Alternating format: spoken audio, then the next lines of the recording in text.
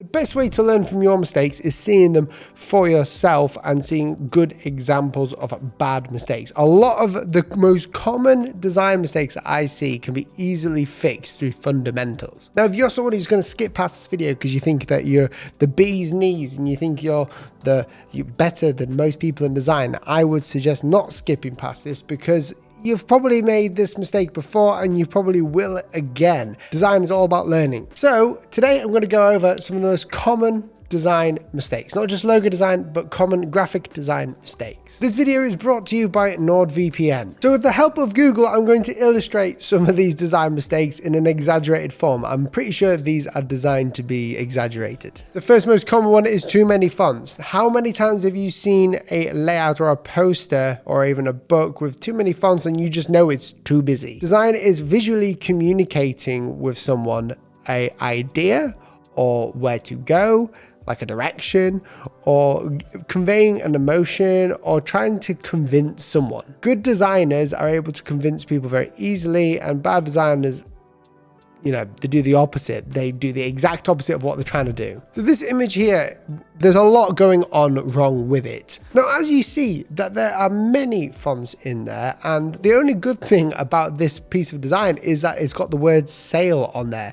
And the way that, we look at posters and design is that we need to attract attention, obviously, then we need to convey a message, then convince. And that's what it does all the time. That's what packaging design does. There's generally 3 rules for packaging design brand, which is you get noticed, you intrigue them through that notice, and then you explain some of the fundamentals as to why they should buy. So for here, going out of business sale, obviously that works pretty well, even though it's a bit ghastly. But there's too many fonts here. We've got like a serif display font here, and we've got welcome to the end, welcome to Monkey's Clans. No one's reading this up here. They're just reading this. This is the main message, which is the only thing they got good. We know it's Monkey Clan because it's everywhere, but at first you don't know who this is for. There's loads of icons there. There's also with too many messages, the brain does not like that. As you know, humans hate too many messages that are put out on display. When people are overloaded, they are taken away from it. Now, if we look at Apple, it's very clean. We get the product, the thing that people want to see at first, and then we know it's the iPhone 12. When we scroll down, we're met with a very simple color pattern, which is just black and white. iPhone 12 Pro, it's a leap year, iPad Pro, the product information, and then iMac say hello. You've got the hierarchy going on there, and it's very clean. There's not much going on there. It's more of an experience, like a journey. So when we want to go here and find something to do with the iMac, we know this is the iMac, we can learn more or buy it. So that's the first thing, too many fonts. The problem is with too many fonts is that you're going to confuse people. The brain likes simplicity, the brain likes balance, and it likes familiarity. We are drawn to things that we are familiar with. So staying with one font on a piece of paper or on a poster or on a design, or even within your brand, which is a huge one, sticking with a set of fonts that work is the best. Now, the second most common mistake is balance. Now, these mistakes are not in order of severity. These are just ones that I'm pointing out. We'll use the same image again. There's no balance in this image, although it is gridded out.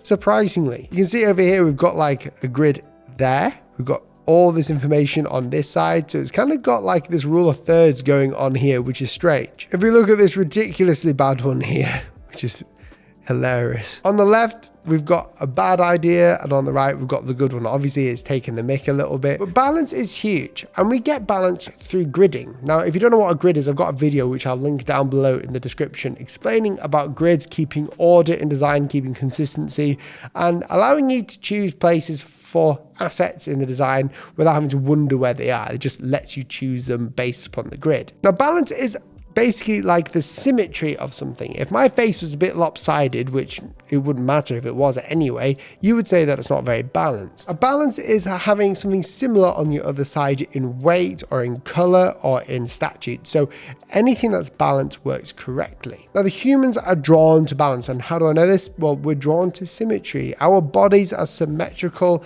When our faces are symmetrical, it's said that we are more attractive to anyone else. Symmetry and balance work well in design, and by that you can see some of my hand lettering posts. A lot of the composition is symmetrical around because it just helps to balance things. Here's an image I found from zekographic.com, go and check them out, and this shows the principles of graphic design in balance really well. You see we've got the good here on the left, which is like two things that are balanced good on a piece of paper. But on the right, when two objects or two assets or two layouts are too close on the composition grid, then it's going to leave a whole bit of space on the right. So you can see why this is good and this is bad, because it's not balanced through the composition.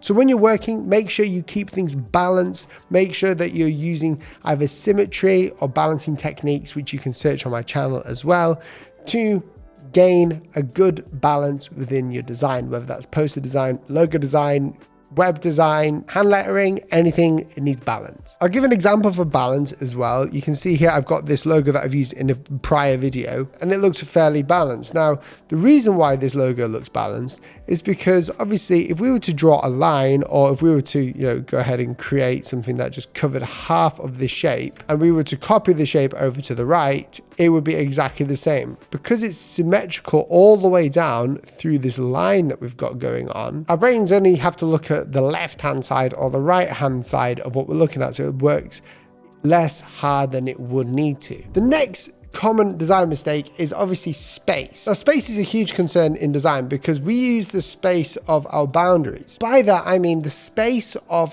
anything that you're creating within is the boundaries, and we therefore need to use that space effectively to get across the point. Now, I'm going to show you a logo version here of space. We have got something called, let's do the People.io one. This is just a random logo I've created. Now this icon here is pretty usable. It's pretty generic as well, but it's there. It's not for anything in particular. Now if I was to take this icon and edit it slightly, so we made this bigger inside of the shape, now it looks weird. The reason why is because of the negative space, not because of the shapes in general. What we can see with this is that we've got a large part or a large negative space here, and then we've got these tiny bits of negative space. Now this is obviously talking a bit about balance as well, but the space in your layout that you're creating, whether it's a poster, an Instagram post, hand lettering, the space has to be used effectively, and having consistent negative spacing actually helps people see things easier. And I know this seems really basic, but it's good to check with your work, because every time I see a logo on the Reddit and it's not got correct negative space, it kind of freaks me out and throws me off. So if we look at the good example here, we've got a good amount of negative space here, and now because these two are obviously overshooting onto the side, we've got a decent amount of negative space up here. When I zoom out of this and see the logo here, the reason why it looks better is because you can see the negative space surrounding the frame.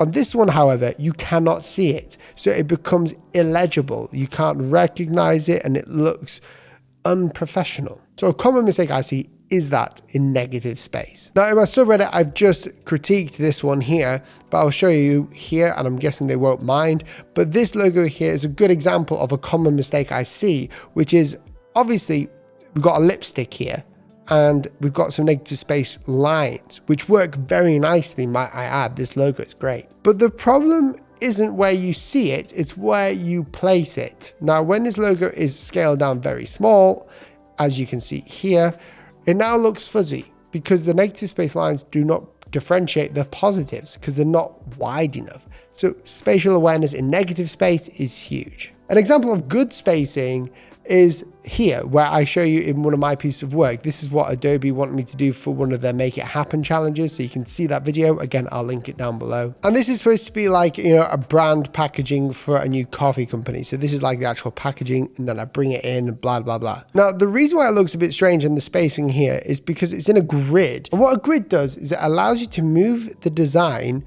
inside of the layout correctly, keeping order. It's kind of like the click track. If you ever play guitar or in a band, it's like a click track. You confine yourself to the spaces just here in this grid. And this aligns everything and gives good spacing for everything. Now, obviously, if I bring the logo down here, there's a lot of space up here that's missing. So what instead we do is we just drag this up to a space around up here so that the logo works. We've got enough spacing from the left, we've got enough spacing from the right, and they're very continuous. We make sure that this Crowe logo here is actually in line with this part here. And everything seems to work pretty well, as you can see. Now, if I mess this up and did this, for example, let's do a bad version of this, bring it up, let's scale it down. That looks awful because of the spacing being wrong and also the hierarchy, which will be in my next point. So making sure, as you can see, the spacing is all correct will allow your work to be even better. The next mistake in design in general, and I've went over this in one of my last videos, is kerning incorrectly. Now, or the lack of kerning. Now, kerning is basically what I've illustrated here for the thumbnail. It's where you have space in between each characters and they need to fit properly and they need to fit optically. Now here's a prototype of a font that I'm using here. Now you can see that the kerning is a bit off here and it's intentionally done so. And the reason why I know this is from experience. Now a common mistake I see is a lot of people create a logo or have type that is not properly kerned, and that can throw people off in reading. When you scale it down and you see it, it's hard to read. So what do we have to do? Well, first of all, what I like to do is go ahead, bring the tracking out like so, then we can go into the kerning, making sure everything works well. Get it as tight as you need it to. And that's a bit better. That's after 10 seconds of kerning. And you can see the difference between good kerning and bad kerning is legibility. So if you're learning design or you're designing for a client or whoever, learning how to kern is a huge aspect of the job. Not being able to kern correctly means that a lot of your typography that'll be on a poster, on a t-shirt, is not going to be very well placed, and it's what a designer sees first. A seasoned designer will see that kerning isn't correct. I just want to thank the sponsor of this video, the guys that make this video happen, NordVPN. Now, if you're a designer, you probably spend a lot of the time on the computer. And if you're traveling, it's a good idea to have a VPN service to safeguard you from people tracking you and also hacking into your system. And the great thing about NordVPN is that it's the fastest VPN server out there. We've got over 5,000 servers in 59 different countries. And probably the best thing is that you can double VPN yourself. So that's double protection. Now, you never know what you're going to stumble on when you go on the internet, and it's important to have security. And I use NordVPN even before they sponsored this channel to make sure that my web browsing and my computer was safe whilst doing so. And in fact, I can't really tell a difference when I'm using it or not, because obviously it's so fast. So if you'd like to get NordVPN, go to nordvpn.com/Will Paterson to get your 2-year plan plus a bonus with a huge discount. So generally speaking, the most common mistakes in design are the fundamentals. It's not the little things that people do, it's actually the big things. And there are many more mistakes that I could go into, but these are the main mistakes that I see when critiquing your work, whether it's a logo design, a poster, hand lettering, an illustration, anything that's design, I see these mistakes. So choose your fonts carefully, balance your work so it works where it's framed in the layout. Don't make something a bit lopsided, create a nice balance. If it doesn't work, rejig the whole design to make it work. Use a grid. Use negative space and the space around you, not just the things that you're working on, to convey messages, but also to make the design look better. Always use a grid with design. And remember, kerning is huge. Learn to kern. There's a game that you can play online that will help you to learn to kern correctly. If you enjoyed this video, please press that red subscribe button. Share it with your friends if you think they make any of these design mistakes, and I'll see you in the next video. See you soon. Goodbye.